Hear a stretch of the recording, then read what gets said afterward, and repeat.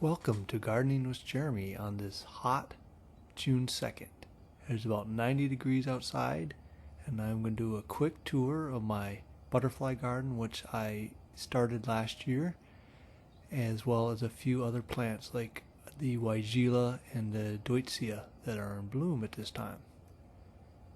So in the butterfly garden, the biggest draw right now is the Allium.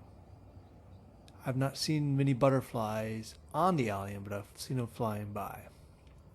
And I planted about, I think, 20 total Allium. I'm not sure about the exact number. The Gladiator are the majority of them, and it was between 10 and 12. And then I know I planted 6 giant white and 3 Globemaster. So we see here the Gladiator and the giant white.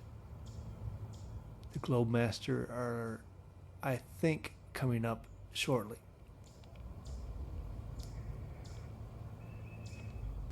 So down in the front here is what I think is a Globemaster. There are 2 of these, so 2 of the 3 would have come up. They're a lot shorter, they look different, and they should have a much larger bloom once it's in bloom. The Gladiators are obviously much taller, as well as the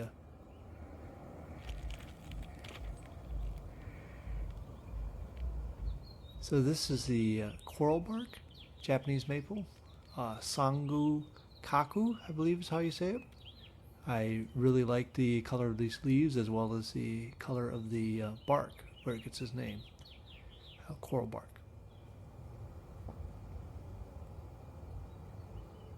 This is an upright Japanese maple. It should get to about 20 feet, I believe, is what they say. I just planted these this year. This is the the peony I just planted this year. Don't know what kind of flowers it will have, and I don't know if it's going to bloom this year, but we'll see. Next to it is the cat's pajamas, catmint, and in the back, the blue baron rhododendron, which has completed flowering for the year.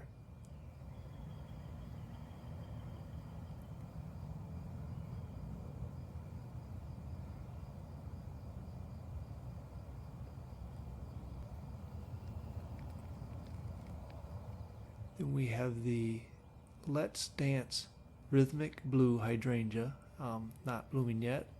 It's a reblooming hydrangea, so even though it looks like a lot of the stems may have died over the winter, the new growth should bloom this year. So I'm excited to see if this comes out blue or pink, depending on the acidity of my soil.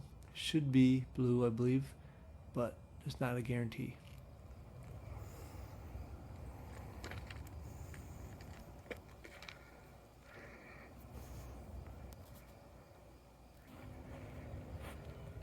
This I actually just planted yesterday. This is lantana. The reason why I just planted yesterday, this area that is in, I've been trying to grow milkweed for the butterflies, but for some reason I'm having no success getting them to start. So for this year, I figure I'll plant lantana, which is an annual in my climate, and see if that fills the space until I can figure out how to get some milkweed to grow here. And in the back you can see some phlox that should bloom soon. So this is my other Japanese maple. It's another upright Japanese maple, bloodgood variety. This has the red leaves as opposed to the yellowish leaves on the coral bark. It also should get to about 20 feet tall, so it should be okay for this space.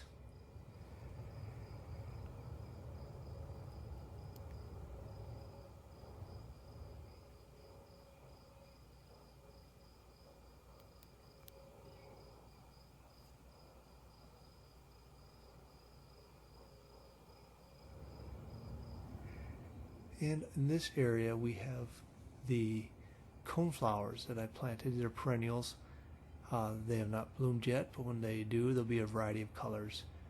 I think I got majority of them are going to be the purple, which is the normal color, and then I have some yellow, orange, red, a variety of colors. We'll see which ones come back. I'm hoping for the majority of the ones I planted to come back this year. As you see closer up, I think a few of these may have some buds on them, but the majority of it is just foliage at this time. So if you were to go to a garden center, you might see them in bloom. I think that's because they grow them in greenhouses and they want them to be blooming when people go shopping. And looking behind the fence is what I consider my woodland garden. Here I have various woodland plants, but the most obvious right now is the foxgloves. I'm actually pretty happy with this. I planted 6 foxgloves last year, and I understand that these are biennial, meaning they grow one year, they flower the next year. So these must have seeded last year, because they cannot be. I wouldn't think there'd be the same ones coming back, unless everything I read about them is not true. So it's kind of exciting to see these foxgloves. I planted 6, and there's 6 again this year, plus a few extras that seem to probably have, like I said, self-seeded next to the originals.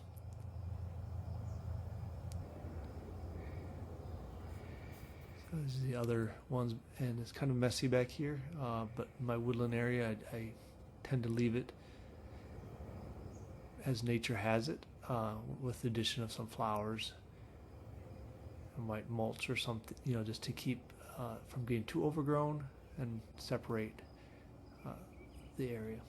So moving to the back of my house, this is the southeast corner of the house. You see the azalea, you'll see a pot where I have some dahlias, and then the lilac. So the azalea and the lilac are done blooming, but the dahlias, and this is the first year I've had the dahlias, but the dahlias are beautiful blooms. And I understand these should thrive in this current weather, which is hot and dry. Still have to water them as they're in a pot. I think the pot should make it easier for next year or for this fall, because I cannot leave these in the ground in my climate. So I should be able to collect the tubers, store them, and try again next year. We'll see. I never dealt with dahlia before, so it'll be interesting to see how that works for me.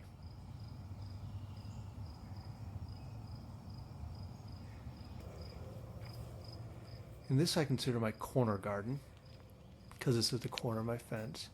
And I planted 3 shrubs and some English daisies, and you see all the pinwheel that I have there to try to keep the rabbits away.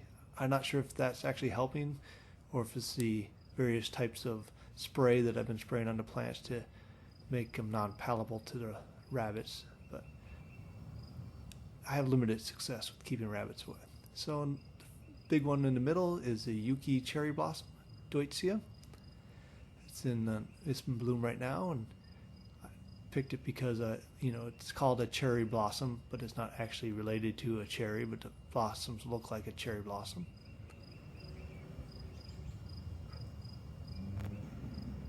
And then next to it we have the Weigela. This is a Maimonier Weigela, again in bloom. This is a fairly small shrub. These 2 have stayed pretty small of the 3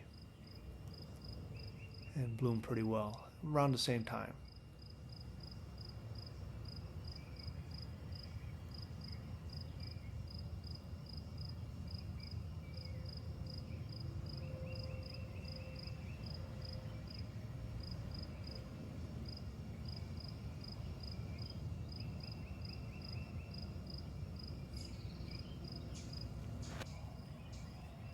And then on the left side is the third one, which is a spirea called Magic Carpet. It's not in bloom yet, and although when I planted these, they all indicated to be about the same size, the spirea has definitely grown much faster. So we'll see if it tops out here and the others catch up, or if it keeps growing.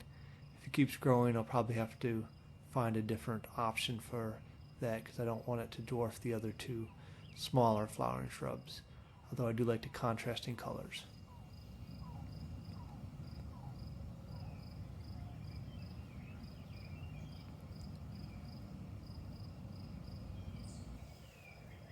So this is on the east side of my house, outside of my office. And this is a Weigela. It's a spilled wine. Has dark foliage and the reddish pink flowers.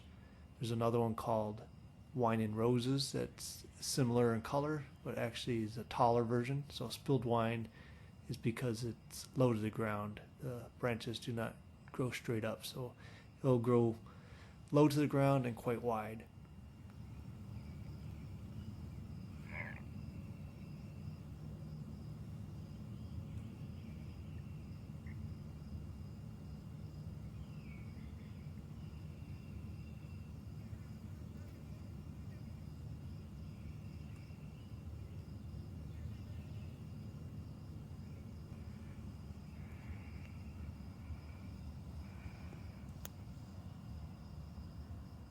So it seems to have done well on the spot, and I think my second year here, so of the Weigela spot here.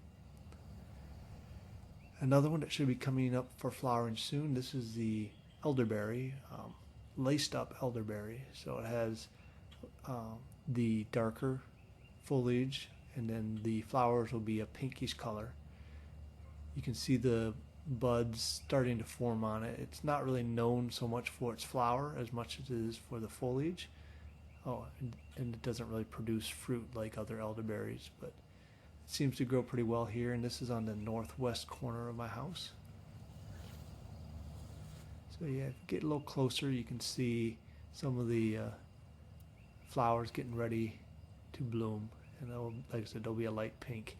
It'll contrast well with the dark foliage.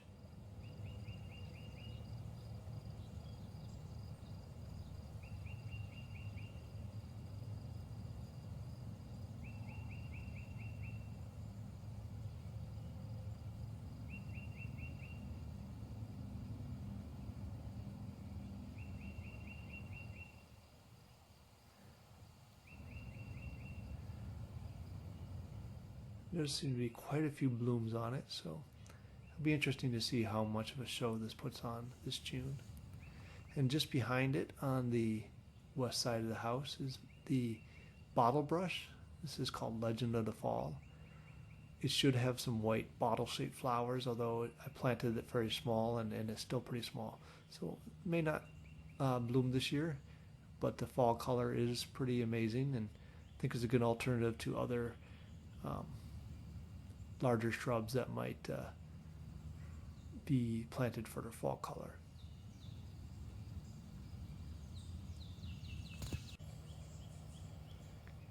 And then this is the last one I'm going to show. This is again on the west side of the house, or maybe the southwest side, but doesn't get as much sun. And this is a mock orange. This is called Illuminati Sparks. This one does look like it's going to blossom this year. You can see some small, blossoms. Excited to see how this looks. Really, what I bought it for is the smell. It's supposed to have really good smelling blossoms. So anyways, I want to thank you for taking a tour with me around my garden, seeing the butterfly garden and various other shrubs I have. And I hope you have a wonderful day.